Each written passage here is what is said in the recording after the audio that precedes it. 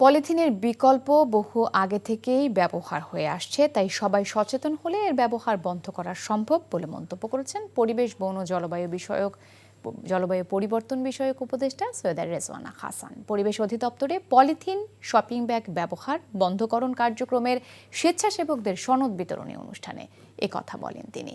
এ সময় উপদেষ্টা অভিযোগ করেন, স্বার্থে আঘাত লাগছে বলেই অনেকেই পলিথিন নিষিদ্ধ করার পদক্ষেপের সমালোচনা করছে। এবার ব্যবহার্য পলিথিন যেন ঢাকার বাইরে যেতে না পারে সেজন্য পুলিশকে নির্দেশনা দেওয়া হয়েছে বলে জানান তিনি। এ সময় হর্ন বাজানো বন্ধের ক্ষেত্রে ব্যক্তিগত সচেতনতা বৃদ্ধির আহ্বান জানিয়ে উপদেষ্টা আরও বলেন, আগামী মাস থেকে হর্নের বিরুদ্ধে ক্যাম্পেইন শুরু হবে।